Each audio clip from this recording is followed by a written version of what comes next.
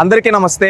ఈ రోజు తెల్లవారుజామున న్యూస్ పేపర్ చూస్తే ఒక అద్భుతమైన విషయం కనబడింది। ఏంటంటే అది మన భారతదేశ చరిత్రలో ఏ రాష్ట్రంలో విద్యాశాఖ మంత్రులు చేయని విధంగా, ఏ పాఠశాల బృందాలు చేయని విధంగా ప్రైవేటు పాఠశాలలకి దీటుగా ప్రభుత్వ పాఠశాలల్లో ర్యాంకులు సంపాదించిన విద్యార్థుల ఫోటోల్ని మెయిన్ ఎడిషన్ లో, మెయిన్ పేపర్ లో తొలి పేజీలో వేయడం అనేది ఈ రోజు ఒక చారిత్రాత్మక నిర్ణయం। ఈ రోజు చూసుకుంటే ప్రభుత్వ పాఠశాలల్లో పాస్ పర్సంటేజ్ పెరిగింది, పాఠశాలల్లో నో అడ్మిషన్ బోర్డులు చూస్తూ ఉన్నాం। వీటితో పాటు ఈ రోజు పేపర్ యాడ్ చేయడం అనేది ఒక వినూత్నమైన ఆలోచన। నిజంగా ఈ నిర్ణయం చేసిన నారా లోకేష్ గారికి సెల్యూట్। ఎందుకంటే ఎవరన్నా ఇప్పుడు ర్యాంకులు వస్తే మా ఫోటోలు వేసుకోవాలి, మా ప్రభుత్వంలో వచ్చిందని తహతహలాడుతూ ఉంటారు। కానీ నారా లోకేష్ గారి గొప్పతనం ఏంటంటే, నాడు ఆయన విద్యాశాఖ మంత్రిగా బాధ్యతలు చేపట్టిన రోజు ఒక మాట అన్నాడు, పాఠశాల విద్యలో ఎక్కడ గాని రాజకీయ నాయకుల బొమ్మలు కానీ, రాజకీయ నాయకుల జోక్యం కానీ ఉండదు అని ఆ రోజు ఆయన చెప్పడం జరిగింది।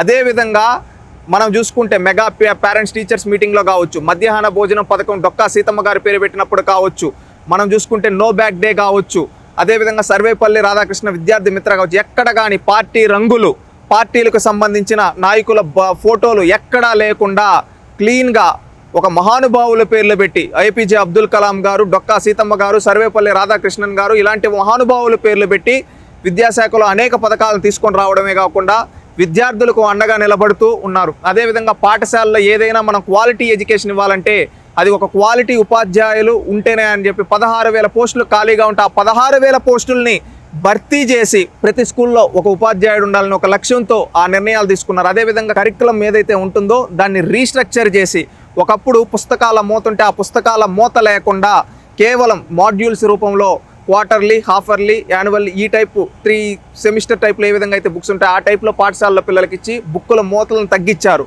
ఈ విధంగా తగ్గిస్తూ ఎన్నో వినూత్నమైన మార్పులు తీసుకుంటూ ఫస్ట్ రోజు నుంచి ఒక సిస్టమేటిక్గా వెళ్తూ ఉన్నారు।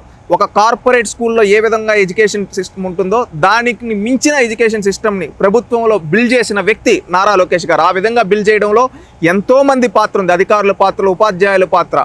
ఈ విధంగా వీళ్ళందరి పాత్రతో పాటు ఆయన ఆ రోజే చెప్పాడు ఒక మీటింగ్లో, ప్రభుత్వ పాఠశాలలు అనేది ప్రైవేట్ పాఠశాలను డామినేట్ చేసే విధంగా ఉంటాయి, రేపు రానున్న రోజుల్లో మీరు చూస్తారని। అదేవిధంగా ఆయన చెప్పిన విధంగా ఈరోజు ప్రభుత్వ పాఠశాలల్లో రాష్ట్ర స్థాయి ర్యాంకులు ఈరోజు మన ప్రభుత్వ పాఠశాలలో చదివే విద్యార్థులు సాధించడం జరిగింది। వాళ్ళ ఫోటోలతో యాడ్ ఇవ్వడం జరిగింది। దాంట్లో ఎక్కడ కానీ లోకేష్ గారి ఫోటో కానీ, ముఖ్యమంత్రి గారి ఫోటో కానీ లేదు, వాళ్ళ ఫోటోలు మాత్రమే ఉన్నాయి।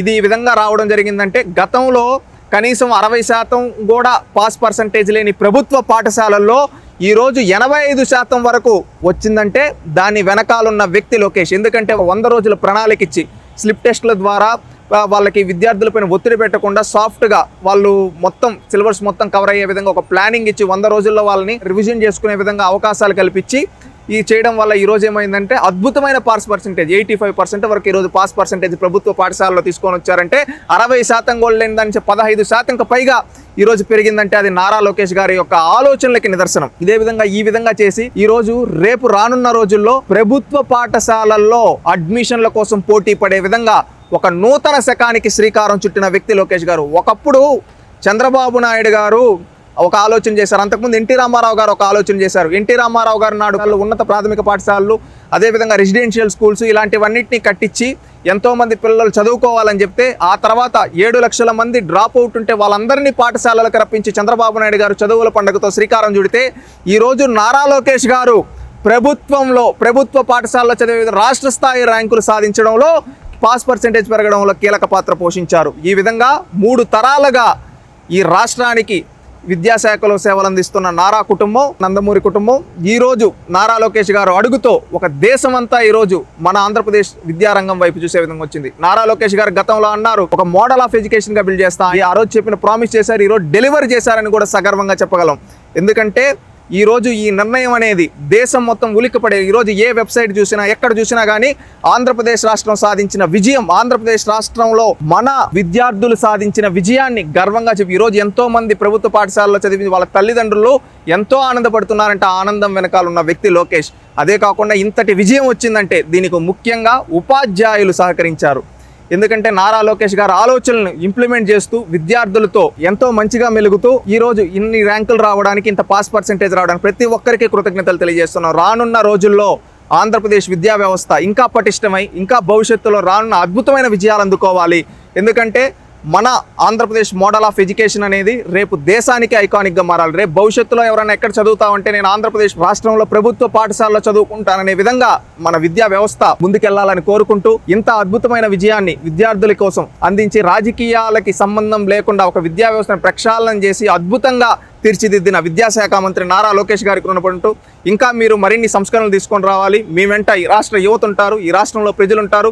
రేపు రానున్న రోజులు అందరం కలిసి సమిష్టిగా ఈ రాష్ట్ర విద్యా వ్యవస్థను బలోపేతం చేయాలని కోరుకుంటూ ఉన్నాం. Please subscribe to Leo news for more videos.